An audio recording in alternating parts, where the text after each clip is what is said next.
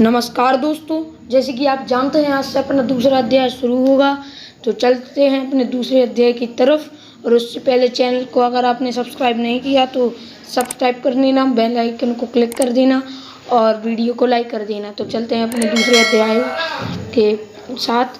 संजय बोले, उस प्रकार करुणा से व्याप्त और आंसुओं से पुण्य तथा व्याकुल नेत्रों वाली शोक युक्त उस अर्जुन के प्रति भगवान मधुसूदन ने यह वचन कहा। श्री भगवान बोले, हे अर्जुन, तुझे इस असमय में यह मोह किस हेतु से प्राप्त हुआ? क्योंकि ना तो यह श्रेष्ठ पुरुषों द्वारा आचरित है, ना स्वर्ग को देने वाला है और ना कीर्ति को करने वाला ही है। इसलिए हे अर्जुन, नपुंसकता को मत प्राप्त हो, तुझ में यह उचित नहीं जान पड़ती। हे परंतप, हृदय की तुच्छ दुर्बलता को त्याग कर युद्ध के लिए खड़ा हो जा। अर्जुन बोले, हे मधुसूदन, मैं रणभूमि में किस प्रकार बाणों से भीष्म पितामह और द्रोणाचार्य के विरुद्ध लड़ूंगा? क्योंकि हे हरिसूदन, वे दोनों ही मेरे लिए पूजनीय हैं। इसलिए इन महानुभाव गुरुजनों को न मारकर मैं इस लोक में भिक्षा का अन्न भी न खाना कल्याणकारक समझता हूँ। क्योंकि गुरुजनों को मारकर भी इस लोक में रुधिर से सने हुए अर्थ और कामरूप भोगों को ही तो भोगूंगा। हम यह भी नहीं जानते कि हमारे लिए युद्ध करना और ना करना इन दोनों में से कौन सा श्रेष्ठ है, अथवा यह भी नहीं जानते कि उन्हें हम जीतेंगे या हमको भी जीतेंगे।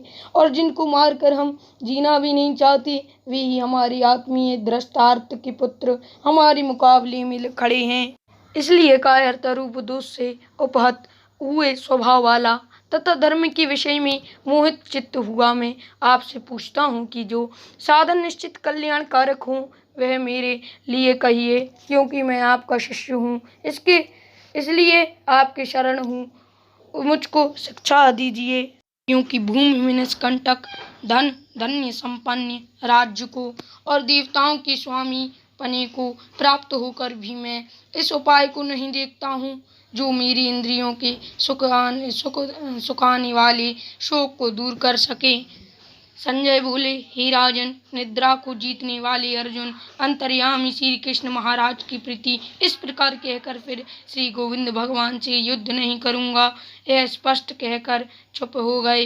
हे भरतवंशी दृष्टार्थ, अंतर्यामी श्री कृष्ण महाराज दोनों सेनाओं के बीच में शोक करते हुए उस अर्जुन को हंसते हुए से यह वचन बोले।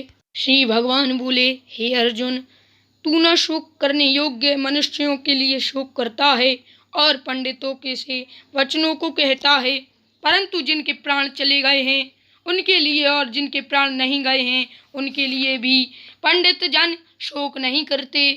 ना तो ऐसा ही है कि मैं किसी काल में नहीं था, तू नहीं था अथवा ये राज लोग नहीं थे, और ना ऐसा ही है कि इससे आगे हम सब नहीं रहेंगे। जैसे जीवित माँ की इस देह में बाल कपन जवानी और वृद्धावस्था होती है, वैसे ही अन्य शरीर की प्राप्ति होती है। उस विषय में धीर पुरुष मोहित नहीं होता। हे कुंती पुत्र, सर्दी गर्मी सुख दुख को देने वाली इंद्रियें और विषयों के संयोग को उत्पत्ति विनाशशील और अनित्य हैं। इसलिए हे भारत उनको तू सहन कर। क्योंकि हे पुरुष श्रेष्ठ, दुख सुख को समान समझने वाले जिस धीर पुरुष को ये इंद्रियां और विषयों के संयोग व्याकुल नहीं करती वह मोक्ष के योग्य होता है।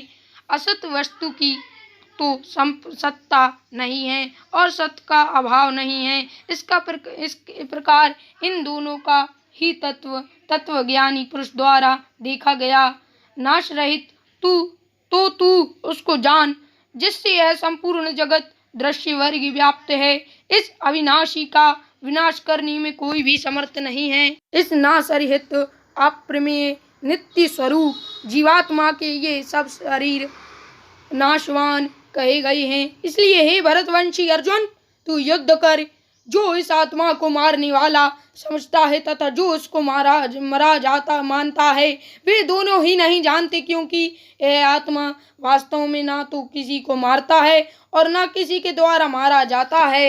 यह आत्मा किसी काल में भी ना तो जन्मता है और न मरता ही है, तथा न यह उत्पन्न होकर फिर होने वाला ही है, क्योंकि यह अजन्मा, नित्य, सनातन और पुरातन है। शरीर के मारे जाने पर भी यह नहीं मारा जाता। दोस्तों, आज के लिए इतना ही। मिलते हैं फिर अपने दूसरे भाग में। तब तक के लिए चैनल को सब्सक्राइब करें, लाइक करें, शेयर करें और thanks for watching. Sorry for background voice.